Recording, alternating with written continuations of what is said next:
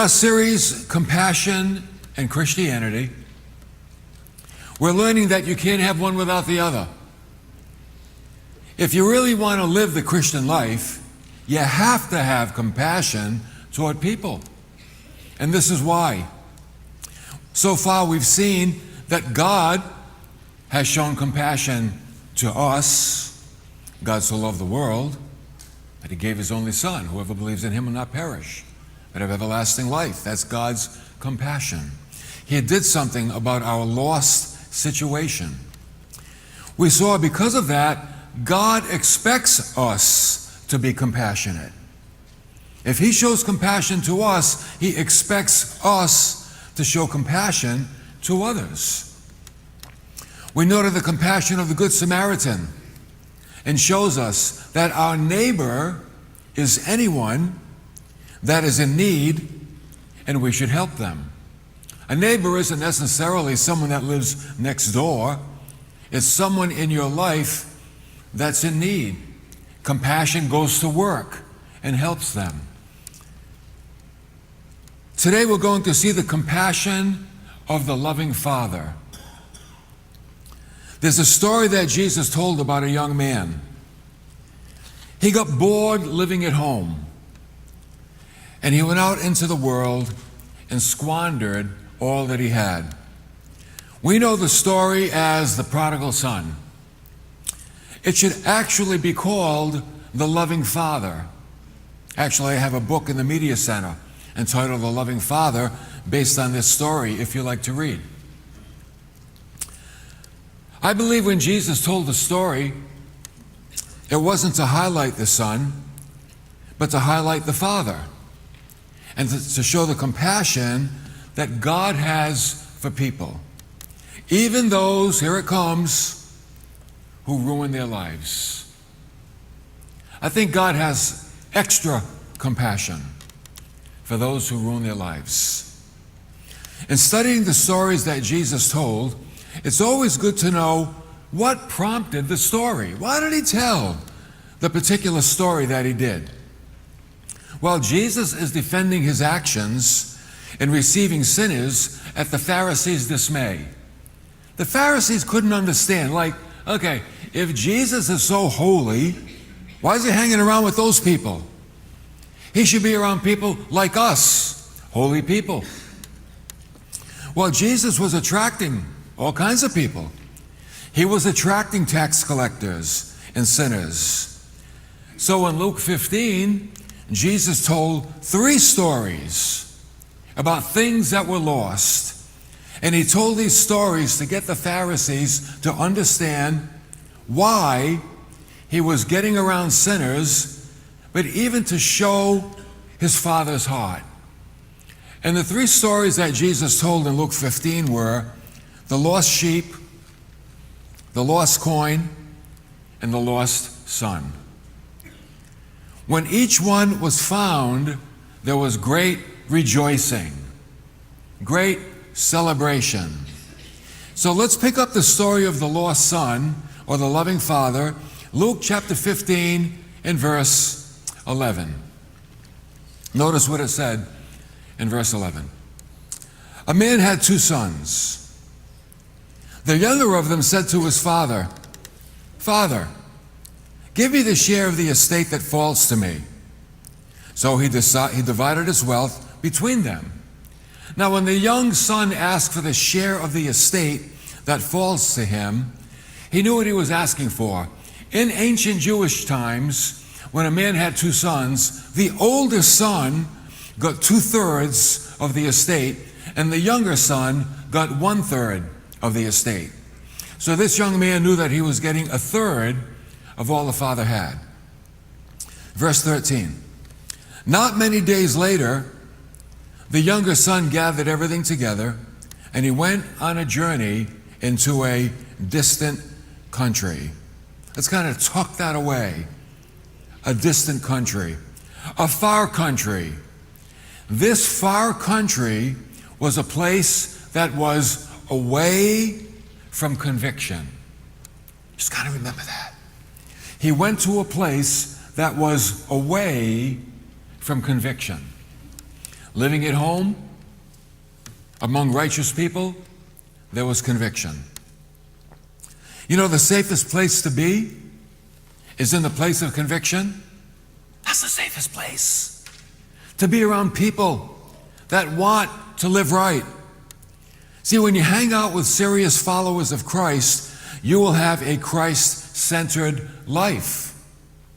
But if you get around lukewarm or carnal people, that's the life you will live. It's true, birds of a feather do flock together. It's true. So it's like, okay, whatever you get around, that's what you will become. You get around serious, godly people, and you'll become serious and godly. You get around carnal, lukewarm people, and you'll become carnal and lukewarm. You know, the best way to overcome a bad behavior. Anybody here got a bad behavior? What a holy church. Only me and two others. Wow. Okay, the best way to overcome a bad behavior, you know what it is? To get around and stay around people who have good behavior. That's the best way. You know, if there's something you want to overcome in your life, this addiction, this habit, whatever it is, you know you'd like to be free from it, but you struggle, you know the best thing to do? Get around those that don't. You want to quit smoking? Get around people that don't smoke. Want to quit drinking? Get around people that don't drink. You want to quit shopping and wasting money? Get around people that are frugal. Want to quit gambling? Get around people that don't gamble. See, whatever it is that's got you down, get around people that it doesn't have them down. And you know, after a period of time, you know what? You're free. You're like, wow, I don't even do that anymore because the crowd I run with doesn't do it. And in the beginning when I did it, I felt uncomfortable. So little by little, I just stop doing it. And you feel so much better about yourself. Well, this young man, he wasn't at that place yet. He wanted his independence. But you know what? Not by working for it. He wanted it by use of a gift, the inheritance. He didn't seem to be much of a worker. He doesn't seem to be the kind of a guy like, I want my independence, I want to move away, let me go get a job and save my money. No, he's like, Dad, I know you're not dead, but I really can't wait that long. So can I have my inheritance now? And whatever his father had to do, maybe he sold part of his land and he gave it to the son. The Bible says that when he went to the distant country, he squandered his estate with loose living. Squandered it.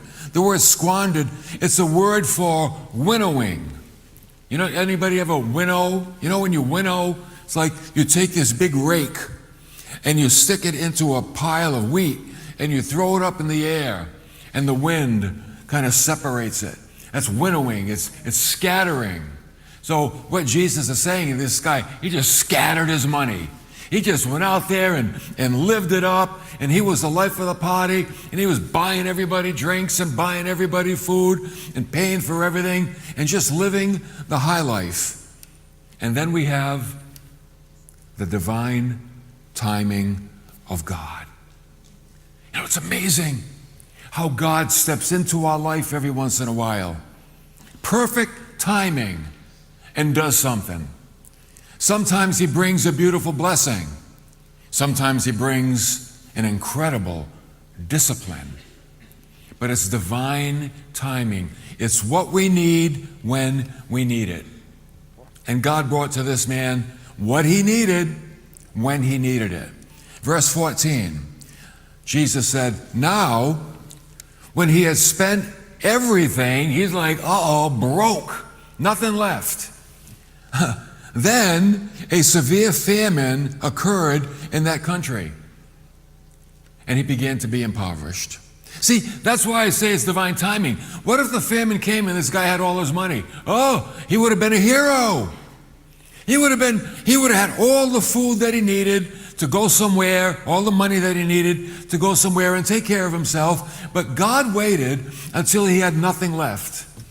And then the famine came. And the shelves on the stores were empty.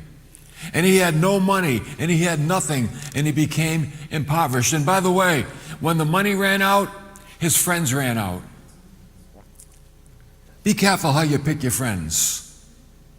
Because if you pick your friends based on what you can do for them, when you stop doing for them, chances are they won't be your friends anymore. Now, question. What got this young man to this place? I mean, how did he go from being the son of a rich plantation owner with everything he ever needed, probably everything he wanted, into a place where he was like impoverished, broke, hungry, alone? What brought him to that place? Well, maybe we can make a personal application. Did you ever look at your life when it wasn't going so well?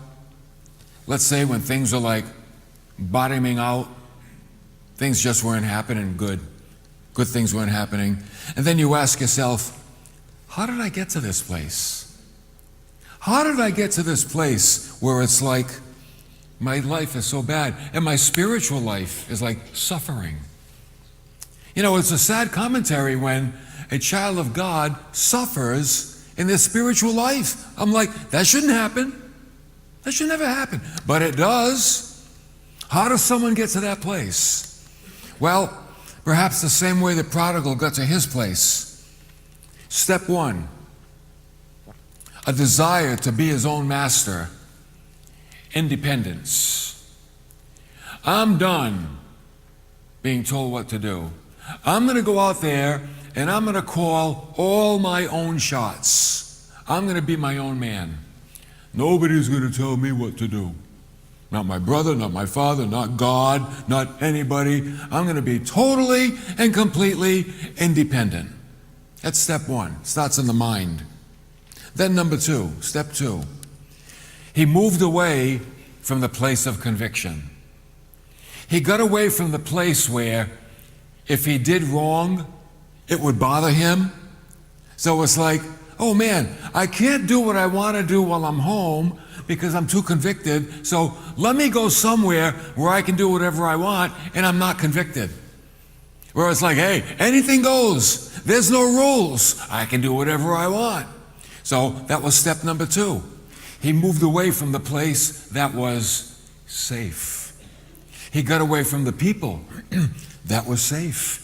And he got around a different kind of people in a different place. That was step two. And then step three, carrying out his fleshly desires. Now he started doing what he was thinking. He started doing what he thought he would do. Loose living. Man, this is great. I'm going to like live it up. This is awesome. Nobody around knows me. I can do whatever I want. I like the rules in this place. There are no rules. Everybody around here does everything they want. There's no accountability. Nothing's wrong. People do what they want and everybody gets along. It's really great. That was step three. Well, what happened? Verse 15, life bottomed out. He went and he hired himself out to one of the citizens of that country. He got a job. And what did the guy do that hired him? He sent him into his fields to feed the swine. See, we know it was a different country because Jews didn't raise pigs. They didn't. So now it's like the fourth step, humiliation. This kid is like completely humiliated. That's how dangerous it is to always get everything you want. It will end up, I guarantee, in humiliation. Feeding swine was taboo for a Jewish boy. Pork was forbidden by God to the Jews. So we know that when he moved away, he moved to a place that wasn't Jewish. He moved to some Gentile city or country, and it was totally different from the place he grew up in. The culture was different, the rules were different, society was different, Everything was different. And for a while, sin is always fun. For a while. That's why we do it. I mean, who says, oh man, I hate this sin, but I got to do it? No one says that. No, we go, oh man, I like this sin. This one is fun. But it's only fun for a little while until it's time to pay for it. And payday is cruel. It's harsh. Living in sin is like having a credit card that you only pay the interest on. If you buy something expensive with a credit card and you only pay the interest for like 10 years, how much more have you paid for that thing than it was worth? A lot, right? Finally you pay it off after 10 years and it's like maybe the thing costs $5,000, you end up spending $50,000 because of all the interest. Sin is like that. Sin is like, oh yeah, this is a great little thing that I got going on here, but by the time you go to pay for it, oh man, it's going to cost you dearly. It could cost you your health. It could cost you your reputation. It could cost you your testimony. It could cost you your life. You always pay more than it's really worth. That's why it's not a good deal. It's not a deal at all. So he ended up completely humiliated, feeding pigs in a pig pen, which was taboo for someone like him. One writer said, such a merry life is sure to be short. See, you can't live like that and expect it to last. It doesn't last. He said, the godless world is a hard master, and the unclean animals, this is almost like satire. The unclean animals are fit companions for one who made himself lower than they. He's saying, here's a kid that had it made. Well-to-do, had everything, and he lowered himself to lower than the animals that he was feeding. That's humiliating. I say, life in a far country is a dangerous way to live. That's a dangerous way to live. It's always fun in the beginning. It does catch up to you. It certainly does. Now notice in verse 16, he would gladly have filled his stomach with the pods. Pods are like the husk of whatever they're eating. Maybe it's like the husk of the corn. Okay? So he would gladly have eaten the husk that he was feeding the pigs. But no one was giving him anything to eat. It's like they gave him food to give to the pigs, but no one gave him food for him. It was like, you want to eat, you eat with the pigs. You eat what they're eating. As a matter of fact, the pigs wouldn't even share. Pigs don't share. That's why they're pigs. All right, you pig, you don't share anything? No. Okay. Now, so notice, no one was giving him anything. Now he's really, really hungry. Oh man, he's like famished. Imagine being in such need that anything will do. Like he's so hungry, he'll even eat the husk off the corn. If someone would give him something. That's needy. And don't ever get in a place or don't ever think that you are so needy that you will settle for anything. Settling for something that is far below what you are. Husks would be far below what he was, what he is, but he would stoop that low because of his need. People, let me make an application. Try to remember that when considering a relationship. Everybody wants a relationship. Everybody wants to be in a relationship. Sometimes people get in a relationship, they can't wait to get out of a relationship. But they get in a relationship. And especially the ladies, I just want to give you a heads up, ladies. Yes, you may be lonely. You may be bored. But please don't think that you're that needy that you settle for anything. You're never that needy. Don't settle for anything to any guy. There's nothing nutritious about husks. There's no nutrition in a husk. You get nothing out of a husk. And some guys are only husks. True? They're only husks. I know. The world is full of husks out there. You know where the corn is? It's in the church. The corn's in the church, ladies. The husks are out there. You think it was bad when you were lonely? Get around a guy that's a husk. It only gets worse. Believe me. The thing that's worse than being lonely is being with someone that makes you lonely. That's what a husk does. Find a man who's serious about God. That's the key. Somebody that loves God and knows God is real, has a plan for their life. That's real. So now we have a turn in the story, though. The story's it's like this highway, but then it kind of takes a turn. Verse 17. But, see, there's that turn. He's in the pig pen feeding the pigs, wishing somebody would give him something, but when he came to his senses, something's happening in his mind. When he came to his senses. Other translations say, when he came to himself. Therefore, okay, if he came to his senses, he must have been out of his senses. How about this? If he came to right thinking, he must have been in wrong thinking. If he came to his mind, he must have been out of his mind. And I would say he certainly was, to leave what he had to end up with what he did.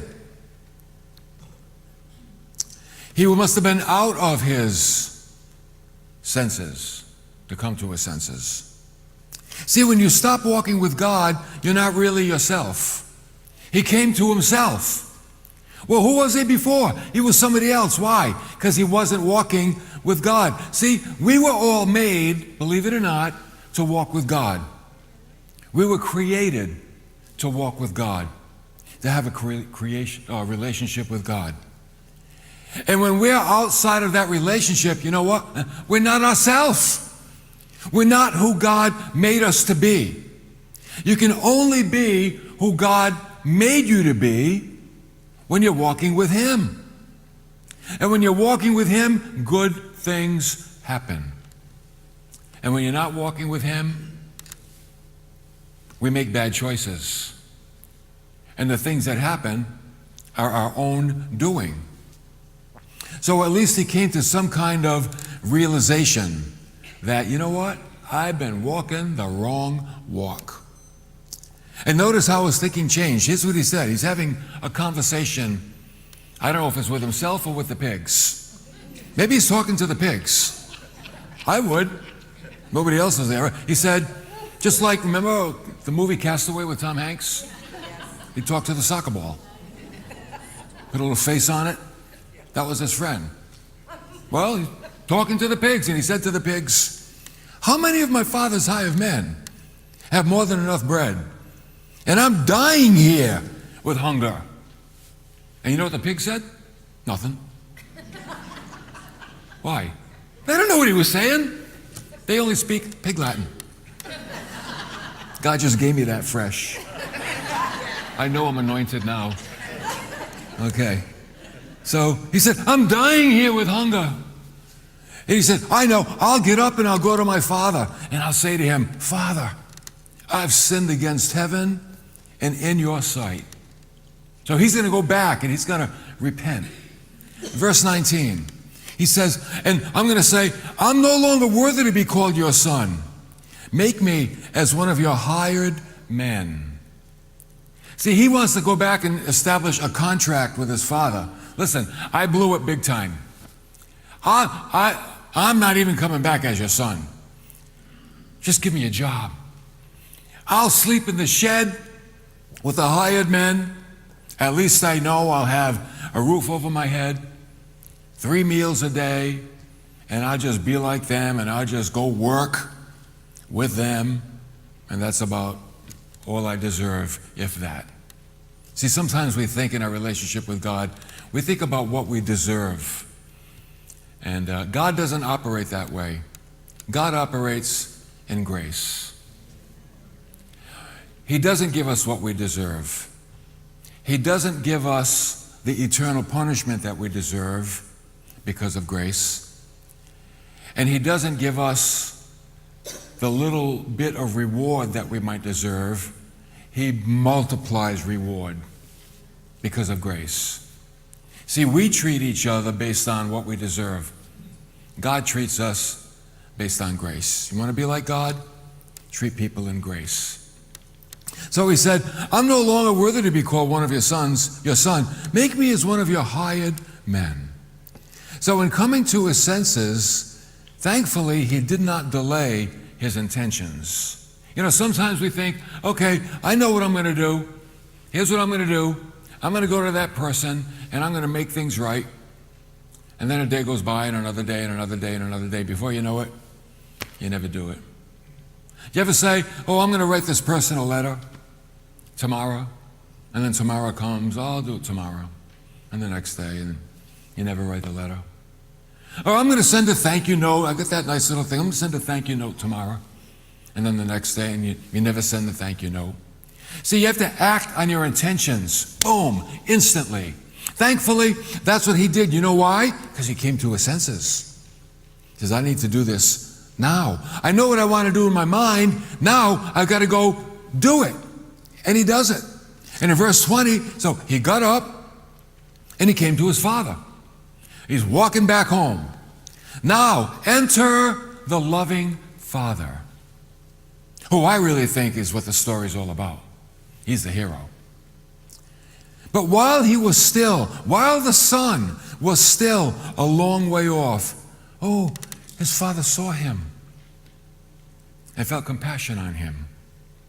And he ran and embraced him and kissed him. This is interesting. It wasn't a knock at the door. Hi, Dad. I'm home. It wasn't a knock at the door. It wasn't a messenger that came. Master, your son, he's coming down the walk. No, it wasn't that. It wasn't that at all. The Bible says, while he was still notice, long way off. Long way off. Way out there. See, I think when the son walked out, the father's heart went with him. And I think the father no longer looked out the window at the fields and at the livestock. But I think now he just sat by the window, longing for his son. See, not only did the son become lost when he left, I think the father became lost. And I think he just sat by the window every day, just looking and hoping and wondering, one day, will my son ever come home? And day after day after day after day, that was his life, sat by the window. And then one day, he saw this little figure coming over a hill. He's like, I don't know who that is. And then the figure got a little bigger, and a little bigger, and a little bigger. And he started getting closer. And then he was still a long way off. And the father recognized him. It's my son. My son's coming home. And what did he do? He ran out to meet his, here's the thing, right? Noblemen don't run. Noblemen sit and wait for people to come to them. That's what they do. You know why? Because they're noblemen. They're wealthy. Come to me. Sit right here. Not this guy. This guy looked out the window. His son was a long way off. Could have been hundreds of yards far as you could see. But he recognized them. And he got up and tucked his robe in, and he ran up that hill. And what does the Bible say? It says in verse 21 that the son said to him, Father, I have sinned against heaven and in your sight, and I'm no longer worthy to be called your son. And then we have the climax of the story. And you know what the story teaches us? A son's love may die for his father, but a father's love will never die for his son. The father will always love his son. And in verse 22, the father said to the son, he didn't even say to the son, you know, I knew you'd come crawling back. He didn't say that. He didn't say, what do you got to say for yourself now? No. You know what he said? When the son said, oh, Father, I have sinned.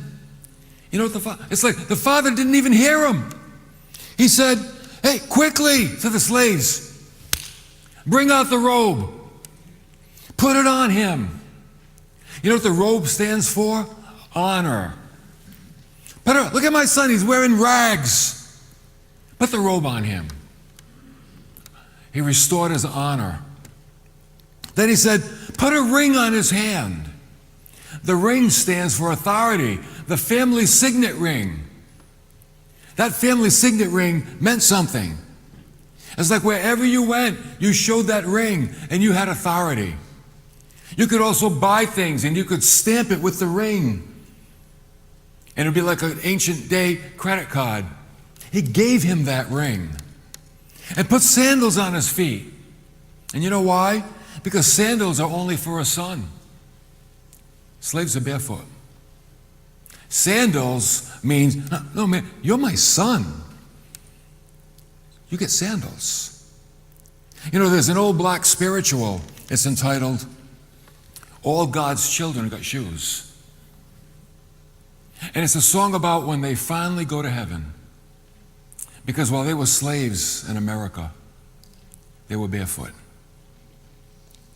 And they're going to get to heaven one day. And they're finally going to get shoes. And you know what shoes means? Shoes mean I can walk free. It's a picture of freedom. And he was going to be free. The son was free from guilt, from shame. And then they had a barbecue.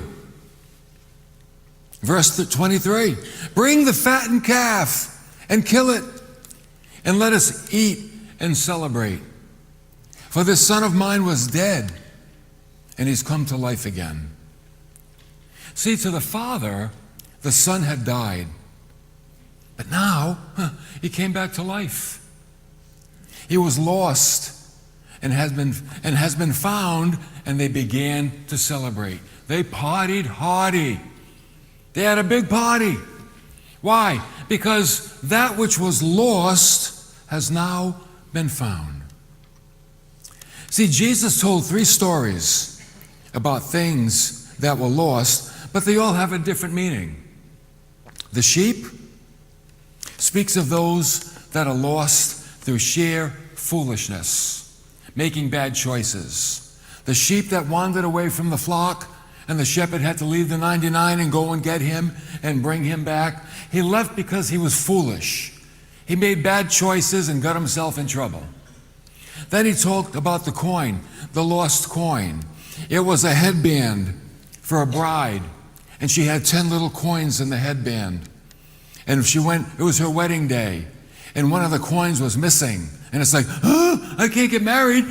My headband's incomplete. And she swept the house looking for the coin till she found it. And she found it and called all her girlfriends, and they celebrated. That speaks of those which are lost through no fault of their own. That coin didn't do anything to get lost. They just got lost. And it speaks of those who, maybe through false teachings or being led astray, they're thinking they're doing the right thing, but they're following the wrong ones. And they end up outside. And thirdly, the son. The son, he just deliberately went away. And it speaks of those that just, they think there's more to life without God than with God. They think that the world has more for them than God has for them. And yet each one, when they were found, there was a celebration. Why? Because God's love is compassionate. That's why. God has compassion. And when we come back to God, we're never chastised. We're chastised out there. That'll bring us back to God. But you know what? When the Bible tells us when one sinner returns, the angels in heaven rejoice. Man, there's not only a party down on the earth, there's a party in heaven. That the angels are rejoicing. So every believer in Jesus is a child of God. If you're not, you are lost and you are dressed in rags. But when you become a child of God, God has a robe for you, a robe of honor. He has a ring of authority, and He has shoes that make you walk free. You know why? Because all God's children got shoes, and we're all free. Let's bow our heads.